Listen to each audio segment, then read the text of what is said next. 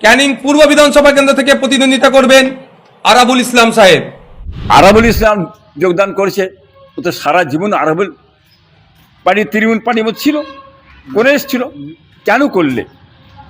কারণটা কি?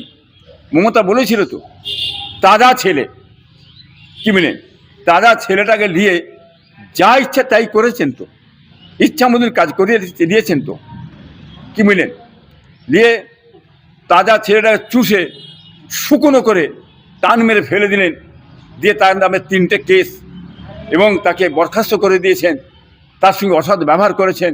হ্যাঁ, এটা হচ্ছে মমতা হচ্ছে আরএসএস, পুরনো আরএসএস। উনি নিজেই বলেছেন এই আরএসএস আর পুরনো আরএসএস এটা মাতিন। নিমাই চাঁদের পোতার কথা বলছেন তো, নিমাই চাঁদের পোতা মাতিন আর নিমাই চাঁদের পোতা কাইয়ুম, দুজনই বলেছিল যে আইএসএফের ফজা ভাইপোকে বলেছিল নওশাদকে, এবং পার্টি করা যাবে না, হারাম, পিসাবরা পার্টি করবে কেন, রাজনীতি করা যাবে না, এসব কথাবার্তা বলে। দেখুন, ১ নম্বর কথা যে বলছে, কি মিলেন, যে ফজা বলেছিলেন, ইনি এবারে কোন ফজা? কুকুরে বমি করাতো নাকি? খাবার পাবে বমি করে সেই বমিটা করে দিয়ে আবার চেটে চেটে ফিরে পুনরায় সে কুত্তা খেয়ে থাকে। ঠিক ওইরূপ, কি মিলেন, এই কাফের মতিন। এবার কাফের কেন বলছেন? কারণ কি? এ নিজেকে নবী বলে দাবি করেছিল, লা ইলাহা ইল্লাল্লাহ আব্দুল মতিন রসুল্লাহ, এবং নবী দেখারা বলেছিল কাফের কাইয়ুম, কাফের মতিন বলেছিল নবীরা ভিখারির বাচ্চা, হ্যাঁ, সাহাবারা কাফের রক্তই তৈরি। এই ধরনের বক্তব্য এদের মুখের কথা, এবং ফুরফুরা পীর সাহেবদের সামনে বহু দুর্নাম বদনাম। মেজর হুজুর এলেম তো কলসির মতন, সাইফুদ্দিন ভাই বুড়ো ভাম, কি মেনে ফুরফুরায় পিন নেই, হাত ছাড়ছে, হ্যাঁ, ছোট বড় কথাবার্তা বহুত কিছু বলেছে এই কাফের মতিন। আজকে ও বলছে পার্টিতে দাঁড়ানো যাবে না, রাজনীতি করা যাবে না। এই যে বলছে রাজনীতি নবী করে গেছেন, সাহাবারা করে গেছেন, পাইগম্বারা করে গেছেন, ইউসুফাল্লাম খাদ্যমন্ত্রী ছিলেন। বানিসের কমের ভিতরে যত নবী এসছেন অধিকাংশ সমস্ত নবীরা তারা রাজনীতি করে গেছেন, কি মিলেন। অতএব রাজনীতিটা হচ্ছে সন্ন্যত নবাবী, কি মিলেন। এই সন্ন্যত নবাবীটাকে যদি বলে হ্যাঁ হারাম, তাহলে এই লোকটার তো ইমান তো আছে কিনা সে জানলে বুঝতে পেরেছেন। এই জন্য মৌলানা কপিলউদ্দিন সাহেব, মৌলানা এনায়েতুল আব্বাস সাহেব আর বড় মৌলানা আল্লামা আবু বকর সাহেব এই কাইয়ুমকে কাফের বলেছে, মতিনকে কাফের বলে দিয়েছে এই নবীর সামনে উল্টোপাল্টা কথাবার্তা বলার জন্যে, কি মিলেন। এবং এই যে মাদ্রাসাটা আছে, যে রহমানিয়া ওহাবি জামিয়া মাদ্রাসা যেটা করেছে, এই মাদ্রাসায় ওহাবি মাদ্রাসা, এই মাসার ছেড়ে ধরে নবীদের সামনে অলিদের সামনে দুর্নাম বদনাম কুচে কিয়া সব শেখানো হচ্ছে, যার কারণে মাদ্রাসা হচ্ছে ওহাবি। ওই মাসার ছাত্র দিয়ে আমার জীবনটা বরবাদ হয়ে যাও। আজকে আপনি দেখুন, এ বলতে চাইছে সমাজের কাজ করতে হয়, পাশে দাঁড়াতে হবে মানুষের। হ্যাঁ, আজকে কঠিন সময়, মানুষের পাশে না দাঁড়াতে পারলে কিছু হবে না। তা এতদিন কোথা ছিলে? সমাজের পাশে দাঁড়াতে হবে, কমের কাজ করতে হবে, জাতির কাজ করতে হবে, বুঝলেন। নওশাদ বলেছে, আইএসএফ তো বলেছিল, তাকে তো তাচ্ছিল্য করেছিলেন, কি বুঝলেন, তাকে তাচ্ছিল্য ছোটো বড়ো কথাবার্তা বলেছিলেন। আজকে আপনি কি করছেন এবারে? কেন রাজনীতি ছাড়া চলছে না? কি জলসা নেই? চাঁদাপত্র কি আর উঠছে না নাকি? এবারে নেবে কেন এইদিকে? আর তো দলমত আছে না নেই? হ্যাঁ, এর আগে মাদ্রাসা মানে অখাপ সম্পত্তিটা দিয়ে ধুলিস্যাৎ হয়ে গেল। অখাপ সম্পত্তিটা বললে যে প্রতিবাদ না করলে দিল্লি যে আমি আমার তো খারাপ কেউ হবে না মমতা বললে, তো দিল্লি যে প্রতিবাদ করো তখন কোথা ছিলে? হ্যাঁ, তোমরা কি করো না করো আমরা জানি না।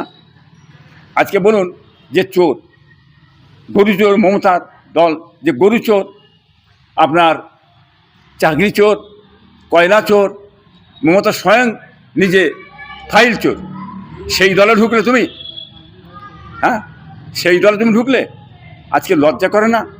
আর হ্যাঁ, বাংলার মানুষ বুঝতে পারছে না সেখানে মুসলমানদের নামে মিথ্যা কেস দিয়েছে তৃণমূল। কি হচ্ছে? মতিন সাহেবের দল তৃণমূল মুসলমানদের নামে মিথ্যা কেস দিয়েছে রোজার মাসে। দেখুন, কি বলবেন? মতিন সাহেব দল কেস দিতে পারে, ওদের দেবে তো। মুসলিমদের কেস হ্যাঁ দিয়েছে মিথ্যে কেস। হ্যাঁ, কিন্তু মিথ্যে কেস ছাড়া বাঁধবে কি করে? সে মিথ্যে কেস দেবে, এটা ওর হ্যাবিট আছে। কি মেনেন ওকে? দেখুন, এলাকার মানুষ সব জানে ও যে জায়গাটা দাঁড়িয়েছে, ওই জায়গাটা হচ্ছে হাড়োয়া। হাড়োয়ার মানুষ তারা খুব ভালো মতন জানে ওই কাফের মতিন, কাফের কাইয়ুমকে ভালো মতন জানে। কি মেনেন? অতএব হাড়োয়ার মানুষ তারা পীর ভক্ত। কি মেনেন? নবী মানে, সাহাবা মানে, আর সাহাবাদের জানে উল্টোপাল্টা কথা, নবীদের সাথে উল্টোপাল্টা, পীরেদের উল্টোপাল্টা কথাবার্তা বলবে। এই মানুষটাকে হাড়োয়ার মানুষ কোনোদিন মেনে নেবে না। তারা যদি বোঝে, তারা যদি জানে জিনিসটা, অতএব এই কাফের হাতে ভোট দিয়ে দেওয়া যাবে। এই চোর দলের ভিতরে ঢুকেছে, অতএব বাংলার মানুষ এই চোর দলকে কিন্তু মেনে নিচ্ছে না। কি মেনেন? অতএব তার জবাব আগামী ইলেকশনে ভোটে কিন্তু দিয়ে দেবে, সেটা আপনারা দেখতে পাবেন। আরএসএস আর পুরনো আরএসএস এটা নয়, এটা পুরনো আরএসএস, নতুন আরএসএস। অর্থাৎ উনি পুরনো আরএসএস ছিলেন, তার বক্তব্যই না সেই কাজ করছেন। হ্যাঁ, সেই আরএসএস। অতএব এটা বুঝতে পারছেন, আরএসএস কার্যকলাপ হচ্ছে ভিতরে মুসলমান কেউ যদি ঠেলে ওঠে, কলে কৌশলে তাকে ভেঙে দুমড়ে ফেলে দাও। যেমন আপনার হুমায়ুনের কাছে সুযোগ সুবিধে নিয়ে তার বুকে লাথি মেরে টান মেরে ফেলে দিল। আজকে সেই রূপ আরাবুল ভুল করেছিল, এত বড় ভুল করেছিল যে আগেও বেরিয়ে চলে নি। এত লেট করতে কেন?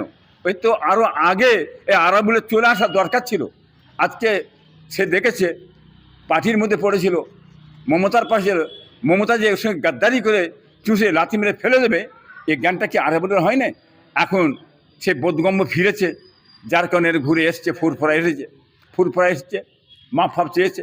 দেখুন, যদি কোনো লোক ভুল করে যে ক্ষমা চায়, তাকে ক্ষমা করা উচিত, আল্লাহর বিধান এটা। শওকত মোল্লা ভোটের আগেই হেরে গেলেন তিনি। শওকত মোল্লা কান্নাকাটি করছে বা তার ধর্ণা দিচ্ছে, চেঞ্জ করে দিচ্ছে, প্রার্থী চেঞ্জ করে দিচ্ছে। এখন কি বলবেন শওকত মোল্লাকে?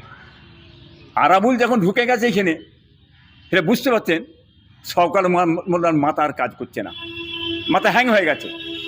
কি মেনেন? ওই যে কাফের শওকত মোল্লা, ওকে চেনে তো, ও তো বহুত কিছু বলেছে।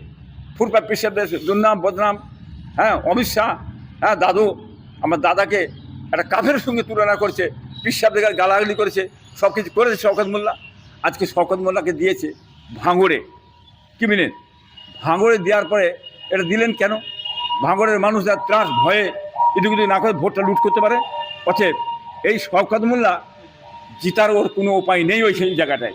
সেটা ভাঙড়ের মানুষ তার জবাব দেওয়ার জন্য তৈরি আছে। একমতো জিতার রাস্তা আছে, সামনে প্রশাসন গুন্ডাবাজি করে চুরি করে পাড়িয়ে দিতে পারে। শওকত মোল্লার চেহারা দেখছেন না? ওর মুখটার দিকে চেয়ে দেখেন, শুকিয়ে গেছে কেন? হ্যাঁ, মার পড়ে গেছে তো। আজকে ক্যানিংয়ে গতবারে দাঁড়িয়ে ভোটটা লুট করে দিয়েছিল, চুরি করে নিয়ে জিতেছিল। এবারে কিন্তু যদি আরাবুলকে ক্যানিংয়ে দেয় আমার ভাইপো, তাহলে সে শিক্ষাটা, হ্যাঁ, বুঝতে পারবে কেন ওর সিটটা আইএসএফের সিট, জেতা সিট ছিনিয়ে নিয়েছিল। তবে আশা করি এবারে ছিনিয়ে নেবে। আরাবুলের সিদ্ধান্তটা আরও আগে নেওয়া দরকার ছিল। আরাবুল একজন রাজনীতি করে, ওর কি সে জ্ঞান হয় না, সে বোধগম্য হয় না যে মমতা কাজ মিটিয়ে বুকে লাথি মেরে ফেলে দেবে? এই জ্ঞানটা, বোধগম্যটা, হ্যাঁ, মানে আরাবুলের ভুল হয়েছিল। ভুল হওয়ার জন্যে আজকে এই খেসারত আরাবুলকে পেতে হচ্ছে। কি মেনেন? কেন? মমতা কাজ মিটে গেলে সে লাথি মেরে টেনে ফেলে দেবে। এটা হচ্ছে আরএসএসের পলিটিক্স। কি মেনেন? মমতার পলিটিক্স। কি মেনেন? অতএব মমতাকে বিশ্বাস করা যাবে না। কি মেনেন? এই চোর দলে, কি মেনেন, যারা ঢুকছে এই বছরে, তারা উচিত মতো শিক্ষা পেয়ে যাবে, দেখে নেবেন। আর একটু কদিন দাঁড়ান, ভোটটা সহ চারিদিকে প্রচারটা হয়ে যাক, হ্যাঁ, প্রার্থী দিয়ে দিক, ঝড়ের মতো লোকটা আরও বেরিয়ে চলে আসবে, সেটা দেখতে পাবেন। শওকত মোল্লা দাঁড়িয়েছে ভাঙড়ে, সেখানে আমার ভাইপো দাঁড়ায় নাকি, দাঁড়ালে আশা করি ভাঙড়ের মানুষ উচিত জবাব দিয়ে দেবে। বুঝলেন? বলে দিচ্ছি আমি।